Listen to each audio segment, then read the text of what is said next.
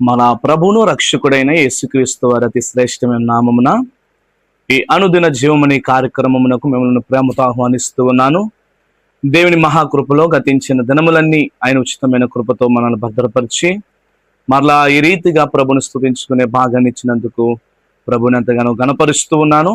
ఇది నా వాక్య భాగంలోనికి వెళ్దాం. కీర్తనల గ్రంథము 4వ అధ్యాయము మొదటి వచనం.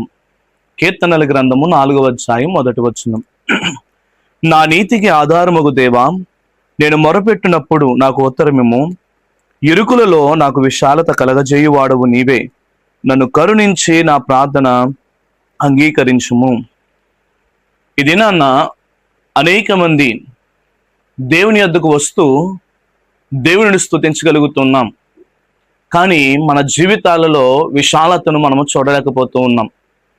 ఏంటి ఈ విశాలత, ఏంటి ఒక విడుదల అని మనం ఆలోచన చేసినట్లయితే ఇది నా దేవుని యొద్దకు వచ్చేవారు 2 గుంపులు కనిపిస్తూ ఉన్నాయి.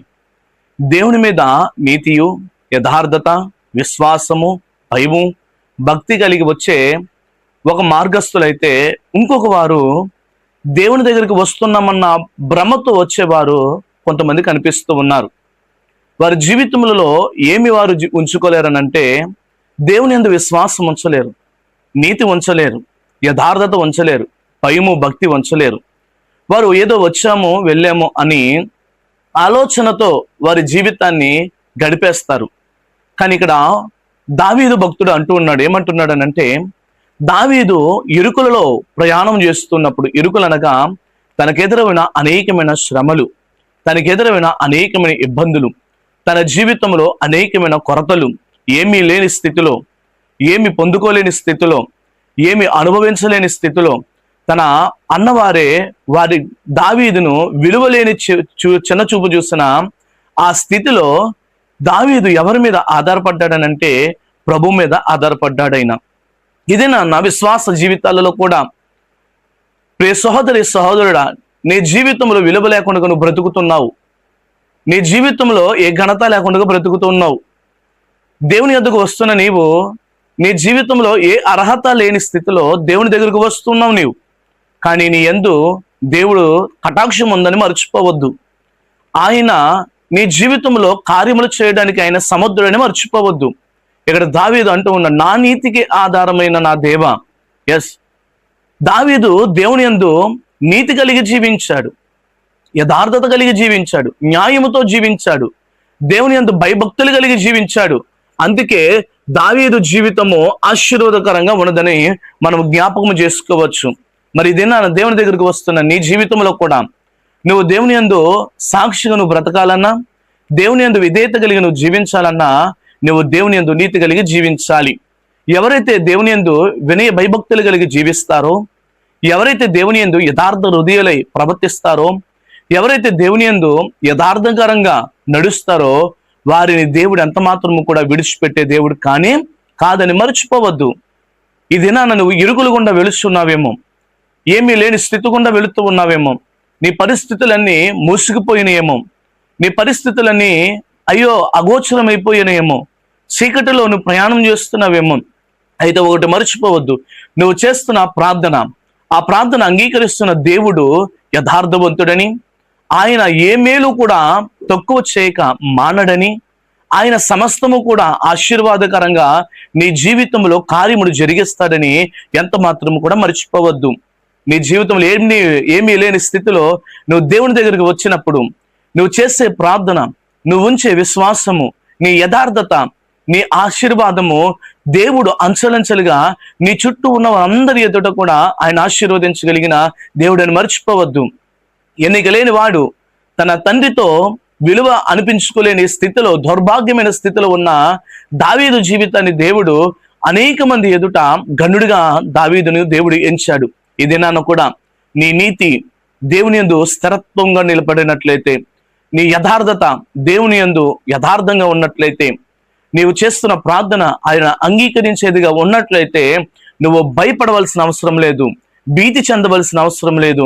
ఏ ఒక్కరికి కూడా ఎంత మాత్రము కూడా నువ్వు దిగులు చెందవలసిన అవసరం లేదు. కానీ ఎందుకంటే నీవు ఆరాధిస్తున్న దేవుడు, నేను ఆరాధిస్తున్న దేవుడు సర్వశక్తి కలిగిన దేవుడు, సర్వోన్నతుడైన దేవుడు, ఆయన సర్వాధికారి అయిన దేవుడని నువ్వు మర్చిపోవలసిన అవసరము లేదు. ఆయన గొప్ప దేవుడు, ఆయన శక్తిమంతుడు, ఆయన బలవంతుడు.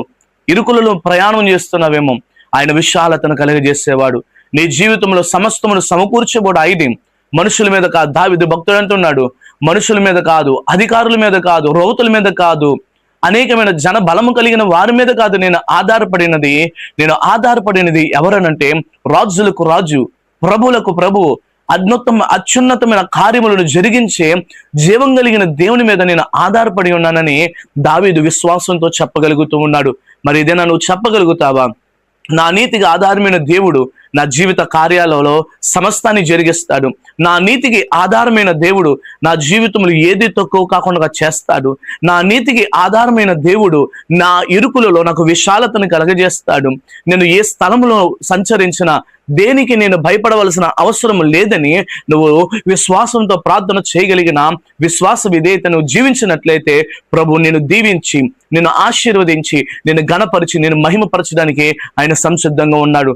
మరి ఇదన్నా అన్న దేవుని యందు నీతి కలిగి ప్రార్థన చేయి, భయభక్తులతో నడు, ఆయన యందు విశ్వాసం ఉంచు.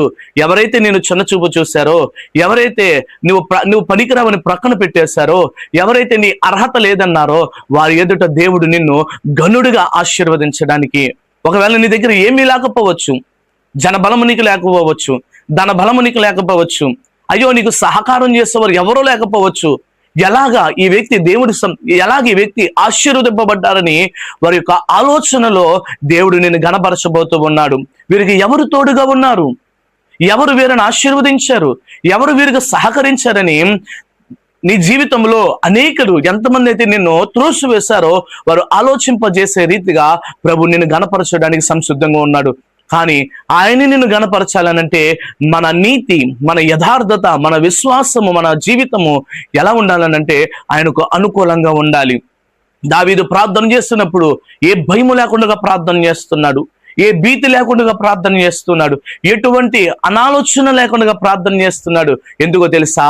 దావీదు నీతి కలిగి బ్రతికాడు, దావీదు యథార్థుడై బ్రతికాడు. తన జీవితంలో కార్యము సమస్తాన్ని కూడా ప్రభు చేతికి అప్పగించాడు. కాబట్టి దావీదుని దేవుడు అంచెలంచెలుగా ఆశీర్వదించాడు. ఆ దేవుడు మన జీవితాలలో కూడా కార్యం చేస్తానికి సంసిద్ధంగా ఉన్నాడు. మరి దినాన్న ఆయన మీద ఆధారపడినట్లయితే, ఆయన మీద విశ్వాసం ఉంచినట్లయితే నీ ఇరుకులలో కూడా ప్రభు విశాలతను కలగజేసి నీ నీతికి తగినట్లు కార్యమును సిద్ధింప దయచేయునుగాక. అటువంటి కృప ప్రభు మనందరికి దయచేయునుగాక. ప్రార్థన. మహాపరిశుద్ధుడమైన మా తండ్రి, కృపగలిగిన దేవ, మా జీవితములలో మేము ఉంచిన విశ్వాసమును బట్టి మా ఇరుకులలో విశాలతను కలగజేయే వాడువని, మా కార్యములను సఫలపరచు దేవుడువని మేము నమ్ముచున్నాం. లోకమును కాదయ్యా, సర్వశక్తిమంతుడమైన మా నీతికి ఆధారమైన దేవ నిన్నే నమ్ముచున్నాము. నీ జీవితము మా జీవితముగా మార్చండి, మా చిత్తము నీ చిత్తముగా నెరవేర్చమని ప్రార్థన చేస్తూ ఉన్నాను. నీ వాక్యం సెలవిస్తుంది, మీరు విశ్వాసం ఉంచి దేనినైతే భూమి మీద బంధిస్తారో అది పరలోకమందు బంధింపబడునని సెలవిచ్చిన రీతిగా నీ బిడ్డల జీవితాల్లో కార్యములను మీరు సఫలపరిచి కృప చూపి నడిపించమని, ఈ దినమంతా కృపా దీవెనల చేత నడిపించమని యేసుక్రీస్తు దివ్యమైన నామమున అడుగుచున్నాం మా పరమ తండ్రి. ఆమేన్, ఆమేన్, ఆమేన్. దేవునికి మహిమ కలుగును గాక. ఈ దినమంతా తన సన్నిధి కాంతి చేత మనందరినీ బలపరిచి ఆశీర్వదించి నడిపించును గాక. ఆమేన్.